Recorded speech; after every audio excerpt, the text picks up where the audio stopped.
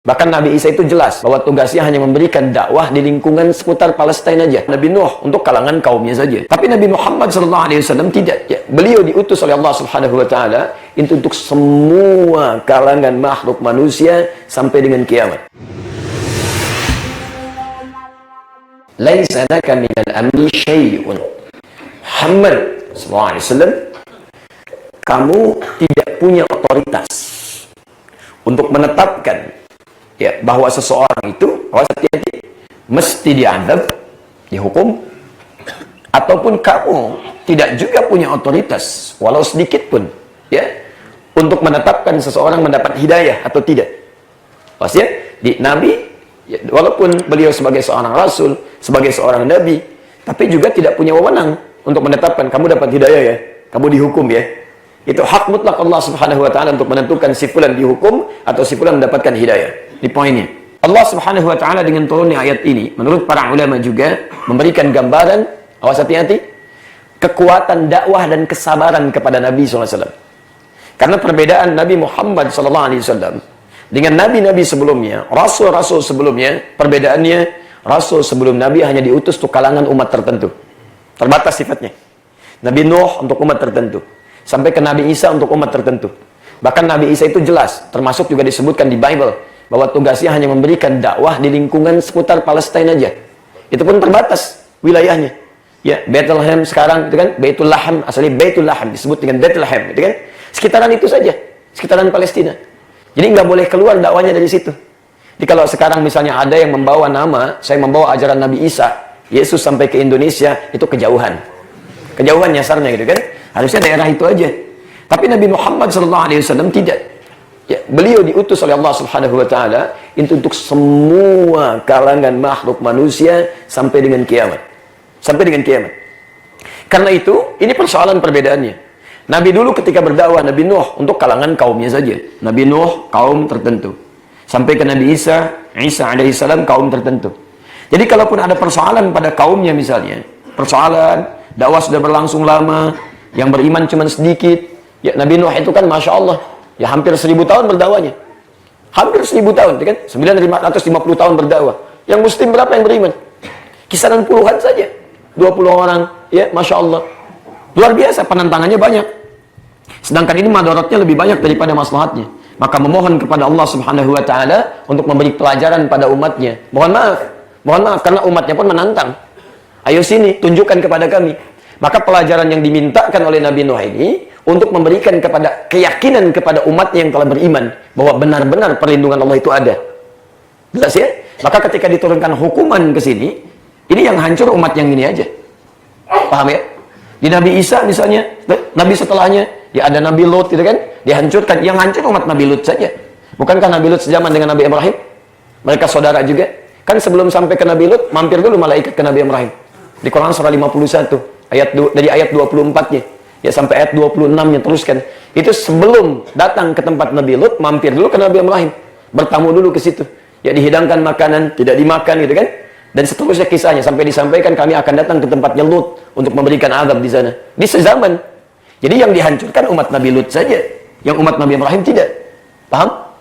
Baik, tapi kalau kemudian Nabi Muhammad SAW meminta kepada Allah, ya Allah, mohon beri pelajaran, hukum, hancurkan dan sebagainya. Kalau sudah hancur, sedangkan Nabi SAW itu diutus untuk seluruh manusia, Anda bisa bayangkan. Hancur semuanya, nggak akan ada antum. Ini poinnya. Maka turunlah ayat ini untuk memberikan pelajaran lebih kepada Nabi SAW bahwa dalam misi dakwah kesabaran itu mesti ada. Kesabaran mesti ada. Karena ada tantangan-tantangan di depan yang lebih hebat lagi. Jadi kalau yang sekarang saja di awal-awal kesabaran belum terbentuk, gitu kan? Ketangguhan belum tercipta, maka bagaimana menghadapi tantangan yang lebih besar lagi? Maka ini sebagai ujian sekaligus pengajaran dari Allah Subhanahu Wa Taala untuk membentuk kekuatan, kesabaran, ketangguhan Nabi SAW ketika berdakwah. Misalnya syahid, meninggal dibunuh, kan surga. Ajalnya sudah tiba, penghafal Quran, dekat dengan Nabi, sahabat, Masya Allah, dia kan wafat dalam keadaan syahid, apalagi yang mau dicari? Ini Muhammad, ya jangan dipersoalkan seperti itu. Kelihatannya begini, ya tapi mereka sudah senang. Tugas kamu masih banyak ke depan di dakwah. Sama dengan antum nih, lihat yang di Syria, lihat yang di Palestina. Aduh, kasihan ya Allah, mohon ya Allah, mohon. Yang kasihan tuh kita. Mereka itu ajak Allah kepada mereka sesuai dengan ajalnya pulang lebih duluan, karena mereka adalah komunitas penghafal Quran yang 45 tahun sudah 15 juz. Iya, 6-7 tahun sudah rata-rata 30 juz. Masya Allah kalau habis asar itu, Pak, apalagi suasana begini nih, terutama habis asar. Anak 3 tahun, 4 tahun tuh bawa tasnya lebih besar daripada orangnya. Masya Allah, betul, jalan ke masjid dengan syekhnya, kemudian buka-buka begini, mushaf, itu rata-rata Pak, 15 juz. Rata-rata. Hai teman-teman sekalian, makanya antum nggak usah heran. Ya, dengan ajalnya sesuai dengan ajal. Kita doakan dapat ketentraman, kenyamanan, kesabaran. Tapi sisi lain kita mesti melihat. Ya, di Palestina itu setengah roti bagi 16 orang. Mau minum, Masya Allah, minumannya diracun dulu gitu kan. Mereka sudah para penghafal Quran, dekat dengan Allah. Kesehariannya menghafal Quran. Oh anjir, udahlah. Kamu jangan lama-lama di sini. Sesuai dengan ajalnya, pulang, cepat pulang. Ya, cuma kena bom, tembakan begini. Itu kan sifat kematian itu bisa apa saja. Antum jalan bisa keserempet mobil. Sudah ke pinggir-pinggir mobilnya belok, tiba-tiba nabrak antum. Bisa terjadi kapan saja. Kematian itu asbabnya bisa beda-beda. Tapi poinnya adalah saking sayangnya Allah kepada mereka. Quran surah ketiga ayat 169. Wala tahsabanna alladziina qutilu fi sabilillahi amwata. Jangan dikira orang-orang yang wafat di jalan Allah wafat begitu saja. Bal ahya'un 'inda rabbihim yurzaqun. Bahkan mereka akan dihidupkan kembali di alam kuburnya. Sekarang tugasnya hanya menerima rezeki saja, rezeki saja, rezeki saja. Enggak ada lelah lagi, enggak ada capek lagi.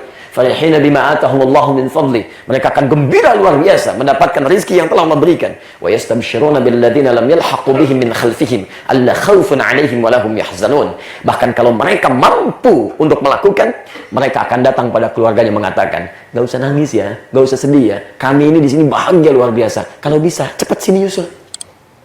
Makanya enggak ada yang sedih, yang luar biasa, yang nangis macam-macam, kecuali kebahagiaan kalau sudah jadi syuhada. Kasih permen, kasih manisan, kasih macam-macam. Yang kasihan itu antum.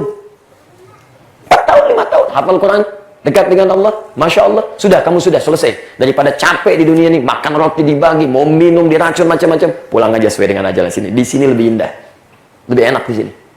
Coba lihat wajah bayi-bayi itu, senyum, tenang, nyaman, luar biasa. Walaupun tetap ikhtiar kita untuk mendoakan mereka dalam kebaikan harus kita lakukan. Tapi iman kita mesti kita baca apa yang sudah kita siapkan untuk Allah Subhanahu wa taala. Ini poinnya. Nah, poin inilah kemudian diturunkan kepada Nabi sallallahu alaihi wasallam untuk menerangkan ini. Maka dari sinilah kemudian Nabi berhenti memohonkan kepada Allah Subhanahu wa taala dengan permohonan-permohonan tadi. Jadi beliau sama sekali tidak memohonkan lagi, ya Allah hukum si fulan, ya Allah azab si fulan, ya Allah si fulan, itu berhenti.